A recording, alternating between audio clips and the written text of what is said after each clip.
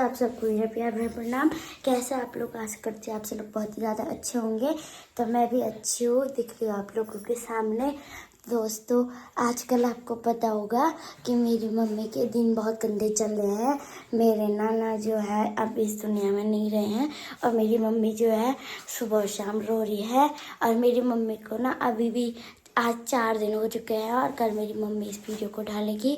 और मेरी मम्मी ना अभी तक मेरी मम्मी नाना की यादों में खो रखी है और बहुत ज़्यादा रो रही है।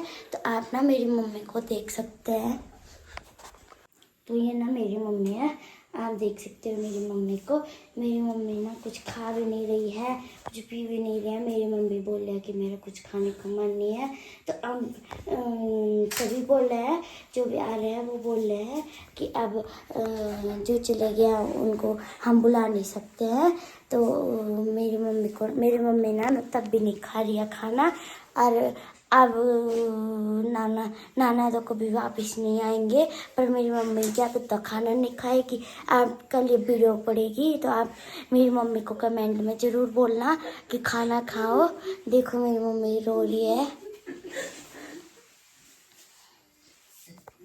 तो मैंने आपको बोला था कि सुबह शाम मेरी मम्मी रो रही है, तो मेरी मम्मी को देख के ना सबको रोना आ रहा है। और मेरी मम्मी को आप लोग कमेंट में ज़रूर बोलना कि रो मत और खाना खाओ, क्योंकि मेरी मम्मी ना कुछ भी नहीं खा रही है। जय माता रानी की दोस्तों, आप सबको मेरा प्रणाम। तो मैं बिल्कुल भी ठीक नहीं हूँ। कैसे ठीक होना आप लोगों को पता होगा। मेरे बाबा मेरे को छोड़ के चले गए हैं, आज 4 दिन हो गए।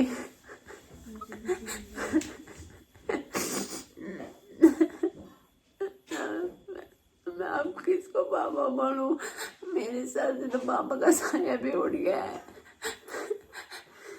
तो मेरे पापा की आखिरी इच्छा थी कि मैं रुद्र ना जाऊं। मेरा मन नहीं था रुद्र ना जाने का, बिल्कुल भी मैं नहीं जाना चाहती थी, क्योंकि मेरे पापा हॉस्पिटल में थे। वो मेरे पापा ने मेरे को वीडियो कॉल पे कहा कि तू रुद्र ना जा, और जाओ उन डांडी कांटियों के बीच। और उन डांडी कांटियों को बोल के मेरे पापा ने किसी का बुरा नहीं कराया। तो मेरे पापा के साथ ऐसे क्यों हो रहा है? मेरे पापा की तबीयत ऐसी खराब क्यों हो रही है?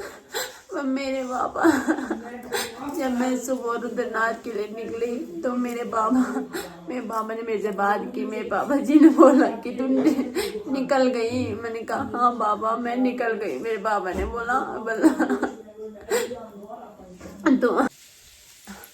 तो मेरे पापा ने मेरे को बोला कि तू जाने लग गई। बल मैंने कहा हाँ पापा। तो मेरे पापा ने बोला कि मैं उठ गया और मैं नहा गया। आज मैंने सेविंग भी कर ली और आज मैंने नए कपड़े भी पहन लिए, जो कि तेरा भाई मेरे लिए लेके आया था, नया ट्राउजर नई टी शर्ट। तो मैंने वो भी पहन ली और आज तो मैं चकाचक हो गया। मैंने नाश्ता भी कर लिया था और मैंने दूध का गिलास भी पिया है, जो कि तेरे भैया लेके आए और मेरे लिए। लेकिन वो बाजार का दूध छीवल वो वाला ऐसे ही। मैंने कहा पापा आप घर आना, मैं आपके लिए घर का दूध दूंगी, पर आप एक बार घर आओ पापा। उसी बार मैं निकल गई तो नाच गए।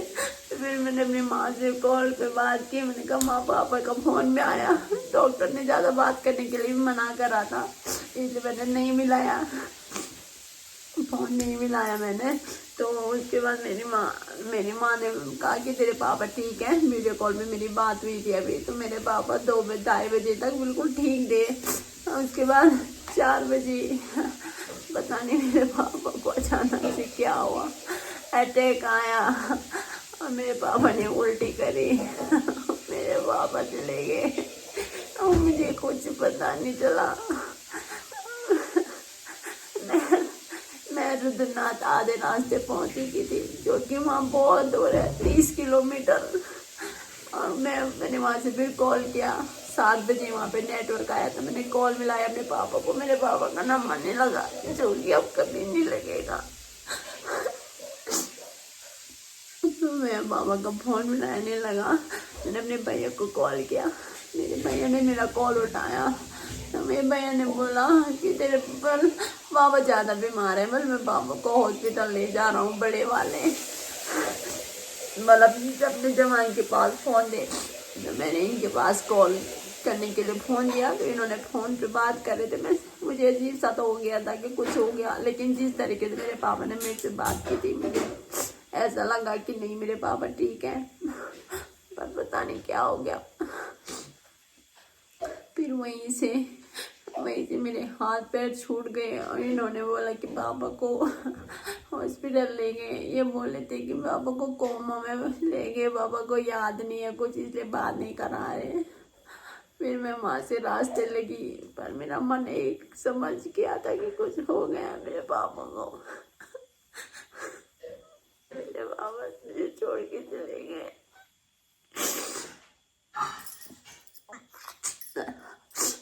मेरे पापा को इतनी अच्छी मौत हुई है, इतनी अच्छी। मेरे पापा ने अपनी लाइफ में बहुत अच्छे काम किए हैं, बहुत अच्छे कर्म किए हैं। जो कि रात के 1 बजे मेरे पापा को कर्णप्रयाग संगम पे लाया गया था, और रात के 1 बजे वहाँ पे इतने सारे लोग इकट्ठा हो गए थे, इतने सारे बहुत ज़्यादा लोग। वो मेरे पापा के पुण्य का ही काम है, जो इतने सारे लोग वहाँ पे इकट्ठा हो गए थे। तो जब मेरे पापा को इतनी भयंकर बीमारी हो गई थी कि मेरे पापा के दोनों फेफड़े बिल्कुल खत्म हो गए थे। पापा